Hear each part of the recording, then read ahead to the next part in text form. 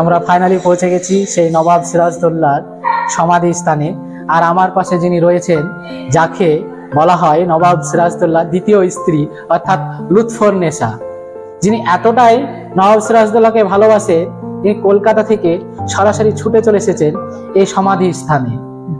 তিনি অনেকদিন ধরে এখানে রয়েছেন, সকাল বিকাল 24 ঘন্টায় নবাব সিরাজদৌল্লার পাশেই থাকেন। তাই এতটাই ভালোবাসার জন্য তিনি আর বাড়ি ফিরে যাননি। পড়াশোনা তিনি কলকাতায় করেছেন, এখন তিনি মুর্শিদাবাদই রয়েছেন। আর আমার পাশেই রয়েছেন সেই লুৎফুন্নেসা। এখন আপনাদের সামনে দেখাচ্ছি সেই লুৎফুন্নেসাকে। বলুন, আপনি নবাব সিরাজদৌল্লাকে কতটাই ভালোবাসেন? প্রথমেই যেটা বলি যে যেটাকে বলা হচ্ছে যে মানে তুমি যেটা বললে ভাই, আমাকে আজকে লুৎফুন্নেসা বলেছেন, মানসেনা মানে তিনি একজন বিখ্যাত ইউটিউবার এবং ইতিহাস গবেষক। তো সেটা হচ্ছে যে তার কিছু আমার কিছু অ্যাক্টিভিটি দেখে তার এটা মনে হয়েছিল, এবং আমার সঙ্গে নবাবের যে সম্পর্কের কথাটা তুমি বললে, খুব আন্তরিকভাবে কথাটা বলছো বলে তোমাকে আমি আন্তরিকতার সঙ্গেই বলছি কথাটা, যে স্বামী স্ত্রী বলে যে কথাটা না, লুৎফুন্নেসা বেগম ছিলেন নবাব সিরাজদৌল্লার স্ত্রী, কিন্তু স্বামী স্ত্রীর মধ্যে একটা সম্পর্ক থাকে, মানে স্বামী এবং স্ত্রী তাদের মধ্যে কিন্তু ভালোবাসার সম্পর্কের একটা মাপ থাকে, একটা গণ্ডি থাকে। আর নবাবকে আমি যেরকম ভাবে ভালোবাসতে চাই বা নবাবের প্রতি আমার যেরকম আকর্ষণ বা যে কাজ করতে চাই, সেটা যেন কোনো গণ্ডির মধ্যে সীমাবদ্ধ না হয়। তাই আমি হচ্ছে তার জীবনে বা তিনি আমার জীবনে কিন্তু ঈশ্বরের স্থানটা নিয়েছেন।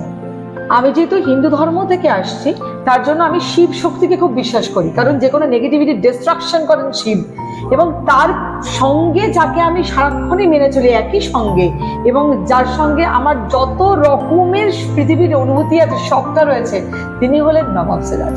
তার বাইরে আমার জীবনে কিছু হবে না, এবং আমি এটুকু বিশ্বাস করি যে আমার জন্মটা বোধহয় তার কাজ করার জন্য। তার কিছু কিছু অসমাপ্ত কাজ রয়েছে, যেমন তোমরা তো খুব ভালো করে জানো, তোমরা বোধহয় মুর্শিদাবাদে। হ্যাঁ, মুর্শিদাবাদ। তাহলে তোমরা এটা তো ভালো করে জানো যে মুর্শিদাবাদে কোনো কিছু নবাব সিরাজদৌল্লাকে ছাড়া সম্ভব নয়।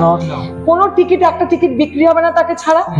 এমনকি মুর্শিদাবাদের ইতিহাস কেন্দ্রিক শহর এবং মূল ভিত্তিভূমিটাই নবাব সিরাজদৌল্লা। সেখানে নবাব সিরাজ কি ফেরত পেলেন? এই যে এত বিরাট আকারের কোটি কোটি টাকার বাণিজ্য হচ্ছে, তাতে নবাব সিরাজ কি ফেরত পেলেন? তার কি সম্মান ফেরত পাওয়া গেল? কিন্তু কিছু পেলেন না। এবার এই জায়গাটাতে আমার কোথাও গিয়ে একটা খটকা লাগে। তখন আমার মনে হয় যে ভালোবাসা মানে কি? ভালোবাসা মানে হচ্ছে তার জন্য আমি আমার যতক্ষণ শ্বাস রয়েছে আমি কাজ করব। তো তার সম্মান ফিরিয়ে দেওয়ার লড়াইটাই হচ্ছে আমার কাজ। এবং এটা যদি হয়, এই কাজটা যা যা পরিকল্পনা আমাদের রয়েছে সেটা যদি হয়, তাহলে শুধুমাত্র নবাব সিরাজের সম্মান ফিরবে তা নয়, মুর্শিদাবাদের ইতিহাসে গৌরব সঙ্গে বাংলার ইতিহাসের যে একটা প্রেক্ষাপট সম্পূর্ণরূপে ধ্বংস হয়ে গেছে সেখানটা ফিরে আসবে, এবং তার সঙ্গে ভারতবর্ষের ইতিহাসে ইন্টারন্যাশনাল একটা সাবজেক্ট নিয়ে কাজ করছি, বা তোমরাও আজকে অবচেতন হোক যেভাবে হোক সেটা আন্তর্জাতিক মানের সাবজেক্ট নিয়ে কথা বলছো। তো নবাব সিরাজ কিন্তু গোটা পৃথিবীর বুকে এই হিস্টোরিক্যাল প্লেস মুর্শিদাবাদকে কিন্তু সবাই চেনে। অতএব সেখানে যদি তার সম্মানটা আবার পুনর্জীবিত করা যায়, তাহলে কিন্তু ট্যুরিজমের বিজনেস থেকে শুরু করে, হিস্ট্রি থেকে শুরু করে, এবং আমাদের যে সংরক্ষণ করলে যে মানটা বাড়ে, সেই মানটাও কিন্তু বাড়বে। অতএব আমরা সবাই উপকৃত হব। তাই নবাব সিরাজ যদি আজকে কয়েকটা টিকিট কাউন্টারে টিকিটের সেল বাড়াতে পারে, তাহলে তার সম্মানটা রক্ষা করলে অনেক বড় কিছু হতে পারে। তার জন্য এটা খুব জরুরি মনে হয়েছে। আর বাকি রইলো আমার আর নবাবকে আমি কতটা ভালোবাসি, এটা তো সবটা দিয়ে বেশি। তো আপনার নবাব সিরাজউদ্দৌলার প্রতি ভালোবাসাটা কবে থেকে জন্ম নিল? মানে ওরকম ভাবে তো দেখো আজকে থেকে আমি ভালোবাসলাম বা আজ থেকে ভীষণভাবে আকর্ষণ বোধ করছি, এটা কিন্তু হয়নি। খুব শৈশব থেকেই, আর শৈশব কিন্তু আমার তার নামটার প্রতি একটা আকর্ষণ ছিল, এবং পরবর্তীকালে যত বড় হয়েছি সুপ্তভাবে একটা ব্যাক অফ দ্য মাইন্ড কিন্তু সিরাজদৌল্লা কোথাও না কোথাও ছিল। বাড়িতে আমি অনেক সময় আলোচনা করেছি এই বিষয়টা নিয়ে। আমার বাবা খুব ইতিহাসপ্রেমী মানুষ ছিলেন, এবং তিনি প্রচুর কিছু তথ্য সেই সময় আমাকে দিয়েছেন। তিনি আজ পৃথিবীতে নেই, কিন্তু পরবর্তীকালে যখন আমি এসে আলটিমেটলি পৌঁছি মুর্শিদাবাদে, তখন আমি বুঝতে পারি যে আমার কোথাও একটা কিছুটা বাঁধা আছে এই সমাধিটার সঙ্গে, যেটা থেকে ফিরে যাওয়া আমার পক্ষে আর সম্ভব হলো না। এমন আর প্রথম দিন এসেই আমি ডিসাইড করেছিলাম আমি এখানেই থেকে যাবো, এটা নয়। বছর বছর ঘুরেছে, 7 বছর চলছে আমি মুর্শিদাবাদে। তো এই 7টা বছরে কিন্তু জীবনের একদম নর্থ পোল সাউথ পোল পাল্টে গেছে। তো আপনার কখন মনে হয়েছিল যে আপনি মুর্শিদাবাদে আছেন? আমার দেখো, আমি অনেকবার মুর্শিদাবাদে এসেছি, কিন্তু মানে প্রথমে যখন এসেছি তখন 2009-10 সাল এরকম সময়, তখন এসে আমি রামেন্দ্র সুন্দর ত্রিবেদীর বাড়ি ছিলাম। তার বাড়ি থাকা সৌভাগ্য আমার হয়েছিল। এবং তখন কিন্তু যখন আমি কিন্তু বরাবর সমাধিতেই আসতে চেয়েছি, কিন্তু সমাধিতে সেবারেও আসা হয়নি, কারণ ট্রেনের টাইমটা ম্যাচ করছিল না, যেহেতু বাংলাদেশ পশ্চিম পার। আমি কিন্তু প্রচুর বায়না করেছিলাম, কেন বায়না করেছিলাম জানি না, তখন আমার বয়স অনেক অল্প। তার পরবর্তীকালে আবার যখন আমি রবীন্দ্র সদনে নাটক করতে আসি, নাটকের সময় ক্লাস করছিল, তখন আমি বলেছিলাম আমি সমাধি ক্ষেত্রে যাবো বারবার। কিন্তু আমি কেন সমাধি ক্ষেত্রে যাওয়ার কথা বলছি, তার মানে কি হাজারদুয়ারি না দেখে, এটার আমি মানে জানি না। তার পরবর্তীকালে যখন এলাম, আমি ডিরেক্ট সমাধিতে গেলাম, এবং সে আমার লাস্ট আশা, কিন্তু আর ফিরিনি। তো আপনি ওখান থেকে এসে আর জানেন? আর যাইনি, মানে প্রয়োজনে গেছি, আসলে মানে দেহটা গেছে, স্টোরিটা এখানেই থেকে। বাল্যকাল থেকে আপনার নবাব সিরাজদৌল্লার প্রতি এত স্নেহ, এত ভালোবাসা, সম্মান, এতটা আপনি কি করে মানে বুঝতে পারলেন ছোটকাল থেকে যে আপনার নবাবের প্রতি এতটাই ভালোবাসা? না, সেটা বহু দিক থেকে পেয়েছে।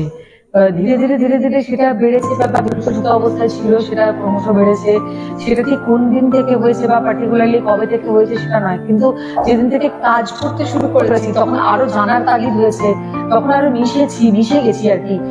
প্রতিটা রঙের প্রতিটা মানে মুর্শিদাবাদের আকাশে বাতাসে একটা সেই বিষয়টা বুঝতে পারি যে কোথাও গিয়ে একটা জাস্টিসের অভাব হচ্ছে কোথাও। তখন না মানে ভিতরটা যন্ত্রণা করে যে যাকে ঘিরে পুরো শহরটা চলছে তিনি কিছুই নয়, তার সবকিছু জঙ্গল হয়ে যাচ্ছে। যেমন হিরাজিল প্রাসাদ, সেটাকে বাঁচানোর জন্য গত 4 বছর ধরে লড়াই চলছে, এবং কোনো রকমের কোনো মানে সরকারি সংস্থা থেকে বা কোথাও থেকে কোনো সাড়া পাওয়া যাচ্ছে না। এর থেকে একটার জন্য ঘটনা আর কিছু আছে না কি, যে সিরাজদৌল্লাকে নিয়ে গোটা মুর্শিদাবাদে বিজনেস চলছে, তার একমাত্র প্যালেস, একমাত্র নিদর্শন, বেসমেন্ট সহ 300 মিটারের বেশি অধিক বর্তমান, সেই জায়গাটাকে রক্ষণাবেক্ষণের কোনো ব্যবস্থা করছে না গভর্নমেন্ট। এর থেকে একটা জনকের কি হতে পারে, তাই না? তো সেই জায়গাটা নিয়ে কাজ করতে করতে সম্পৃক্ততা, মানুষ যেমন একটা মন্দিরে যায় গিয়ে ঈশ্বরের সঙ্গে সম্পৃক্ত হয়ে যায়, আমার ক্ষেত্রে নয় জায়গাটা আলাদা, আমার ক্ষেত্রে নয় অবয়বটা আলাদা, আমার ক্ষেত্রে নামটা আলাদা, কিন্তু ভক্তি, শ্রদ্ধা, সম্মান, ভালোবাসা, প্রেম, বিশালতা, অসীমতা সবটাই একটা মানুষকে ঘিরে। হঠাৎই আপনার নবাবের প্রতি এতটাই ভালোবাসা কি করে জন্মালো? এটা হঠাৎ হয়নি তো, আমি বলছি ধীরে ধীরে ধীরে ধীরে জানতে তার সম্পর্কে বুঝতে কোথাও গিয়ে একটা অনুভূতি আস্তে আস্তে এটা হয়ে যায়। যেভাবে ধরো তুমি একটা কোনো সম্পর্কে জড়ালে, যত বয়স বাড়ে কি হয়, প্রথমে ধরো উচ্ছল, তারপরে যত সম্পর্কের বয়স বাড়ে তত সেটা গভীরতা আসে, তারপরে সেই সম্পর্কটার মধ্যে দেওয়ার ব্যাপার থাকে, তারপরে সেই সম্পর্কটার মধ্যে একটা লম্বা রাস্তা চলার একটা ইচ্ছা থাকে। এই সবটা মিলে যেমন তুমি একটা মানুষের সঙ্গে সম্পর্ক তৈরি করে যেমন হবে, আমার ক্ষেত্রেও সেম। এবার সেই বিষয়টা হচ্ছে এটা একটা পাগলামির পর্যায়ে চলে যায়, কারণ মানুষ যার সঙ্গে আমি সম্পর্কটা তৈরি করছি তিনি একটা সমাধির আকারে শুয়ে রয়েছেন, আর তিনি হচ্ছেন অ্যাকচুয়ালি সোল, তার জন্য তাকে দেখা যায় না, তার জন্য এই ব্যাপারটাকে নিয়ে এত কথা, এত আলোচনা হচ্ছে। নবাব সিরাজ যদি আমি আপনাকে এরকম ভাবে সম্মান শ্রদ্ধা জানাতে চাই, তিনি তার সঙ্গে লোক দেখতে পেত বলে সেটা অনেকটা বাস্তব। স্কুল জীবনে থাকাকালীন আপনার মুর্শিদাবাদে আসা প্রতি কেমন একটা টান ছিল? মানে যখন আমি মুর্শিদাবাদে আসার প্রতি টান কখনো সেরকম ভাবে অনুভব কিন্তু করিনি। আমার যেটা মনে হতো আমি দেখতে পেতাম, আমি খোশবাগকে দেখতে পেতাম, আমি নবাবের সমাজ দেখতে পেতাম, আমি নবাবকে দেখতে পেতাম, মানে কোথাও একটা যখনই এক ঝলক ভাবতাম, আমার কাছে কিন্তু ব্যাপারটা খুব ক্লিয়ার ছিল, এবং কতটা ক্লিয়ার ছিল আজকে আমি সেটা বুঝতে পারি। আপনি কিভাবে দেখতে পেতেন? আপনি কি দেখতে পেতাম মানে ঘুমিয়ে দেখতে পেতাম না, মানে আমার শিশুকালে না যখন আমি খেলা করতাম, একা একা খেলতাম, আমি বাবা মার একমাত্র সন্তান, আমি একা একা খেলতাম যখন, তখন কিন্তু আমি এইরকম ধরনের খেলাই খেলতাম। তো আপনি বলছেন যে আপনি আপনার বাবা মার একমাত্র সন্তান, তো আপনি এখানে 7 বছর ধরে আছেন বলছেন, তো আপনার বাবা মা আপনাকে কিছু বলেন? বাবা তো বলার মতো অবস্থাতে নিয়ে ওপরে চলে গেছে, মা কিছুটা একটু অন্যরকম একটা পর্যায়ে চলে গেছিল যে কি হয়ে গেল। তারপরে মা আসা যাওয়া করে, এখন মা সম্পূর্ণরূপে সাপোর্ট করে, ভীষণ সাপোর্ট করে, মা ভীষণভাবে সাপোর্ট করে। কারণ আমরা আশা করছি যে আপনার মা আপনাকে এইভাবে সাপোর্ট করে। অবশ্যই, আমার মা কেন, আমার আত্মীয় স্বজন এখন সবাই পাশে এসে দাঁড়িয়েছেন, আমার বন্ধু বান্ধবরা, আমার একটা মানে কলকাতায় একটা বড় সার্কেল রয়েছে, তারা প্রত্যেকে সাপোর্ট করেন।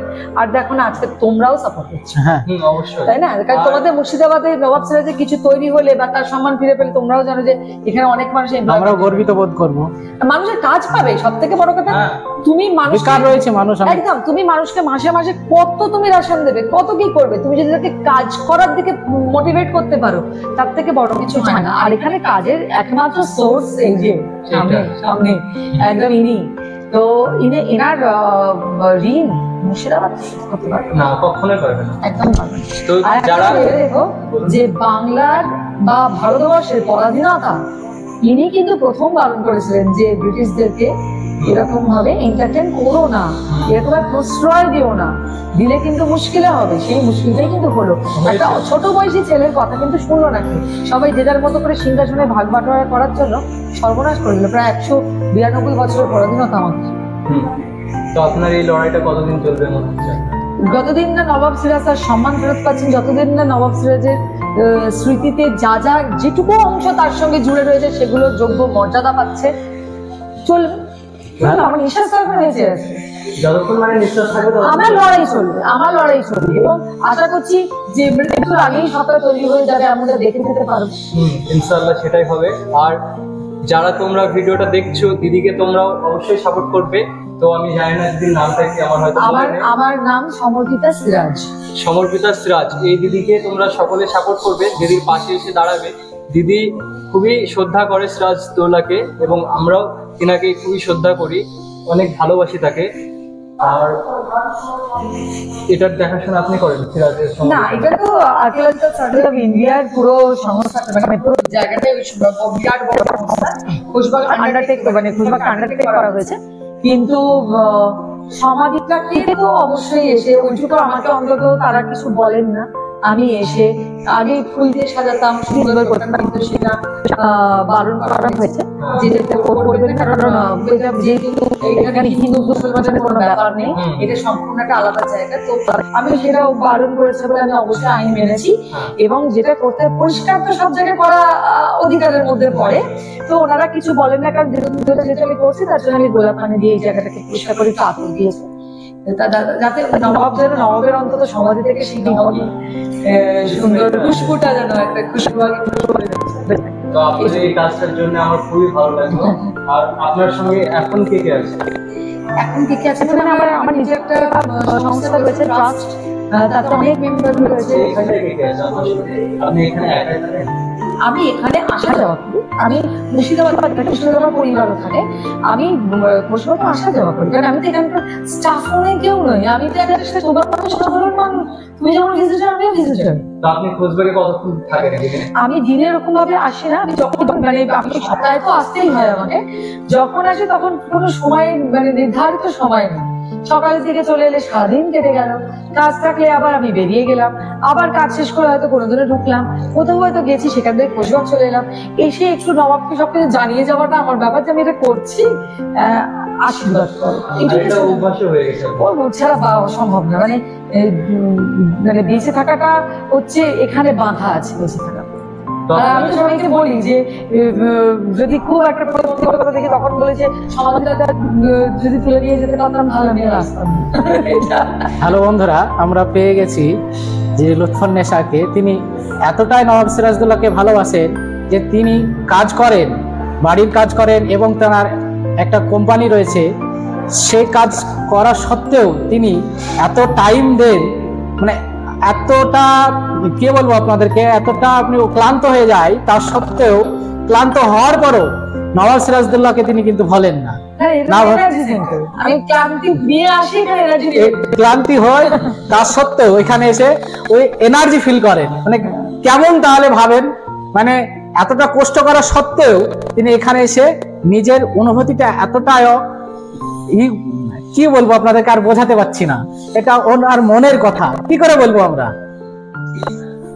তো আমরা এখানে আসলাম, আমি এবং আমরা ভাবতে পারিনি যে আপনার সঙ্গে দেখা হবে। দেখা হয়ে গেলে এটা পুরোপুরি উপর থেকে সেট করা ছিল। একদম তাই। তোমরা খুব সরল ভাবে একটা কাজ করছো, মানে তোমাদের কাজের প্রসেসটা দেখে আমার যেটা মনে হলো, আন্তরিকতাটা এত সুন্দর রয়েছে যার জন্য এই স্থানটার গুরুত্ব হয়তো তোমরা বুঝতে পারো। তো যিনারা দেখছেন আমাদেরকে, তো তাদের উদ্দেশ্যে আপনি কিছু বলেন? তাদের উদ্দেশ্যে এটাই বলবো যে মুর্শিদাবাদের ইতিহাস, গভীর ইতিহাস, অনুভব না করলে সেটা বোঝা সম্ভব নয়। এবং তার হৃদয় হচ্ছে নবাব সিরাজউদ্দৌলা। তাই যতদূর এই ভিডিও চলে যাবে আপনাদের বলবো আসুন, মুর্শিদাবাদ দেখুন, শহরটা ট্যুরিজমের উপর ভিত্তি করে বেঁচে রয়েছে, তাতে সহযোগিতা করুন। নবাব সিরাজের ইতিহাসকে ছড়িয়ে দিন। এখানে হিন্দু মুসলমানের কোনো ব্যাপার নেই। নবাব সিরাজকে সাপোর্ট করা মানে মুসলিম ধর্ম আর হিন্দু ধর্মের মধ্যে ভাগ হয়ে গেল এমনটা নয়, কারণ তিনি যখন ছিলেন তখনই ভাগটা ছিল না, তখন কি করে হবে? তিনি তো হিন্দু মুসলমান উভয়কে খুব ভালোবাসতেন। তিনি দোলও যেমন খেলতেন, আবার ঈদও তেমন পালন করতেন। তাহলে সেক্ষেত্রে এই জায়গাটাকে আপনারা রক্ষা করুন, আসুন। আর অবশ্যই যে যে জায়গাগুলো নবাব সিরাজের সঙ্গে যুক্ত, যেমন ধরুন খোশবাগ, যেমন ধরুন হীরাঝিল প্রাসাদ, ভিজিট করুন এবং পর্যটন শিল্পকে অনেক বেশি এগিয়ে চলতে সহযোগিতা করুন। তো আপনার সঙ্গে দেখা হয়ে খুবই ভালো লাগলো। আবার যদি কোনোদিন আসা হয় তাহলে আবার দেখা হবে নিশ্চয়ই। একদম নিশ্চয়ই। ভালো। আপনাকে এসবিটি বিশ্বাসের চ্যানেলের পক্ষ থেকে অনেক অনেক ধন্যবাদ ও শুভেচ্ছা জানিয়ে আজকের ভিডিও আমরা এখানেই শেষ করছি।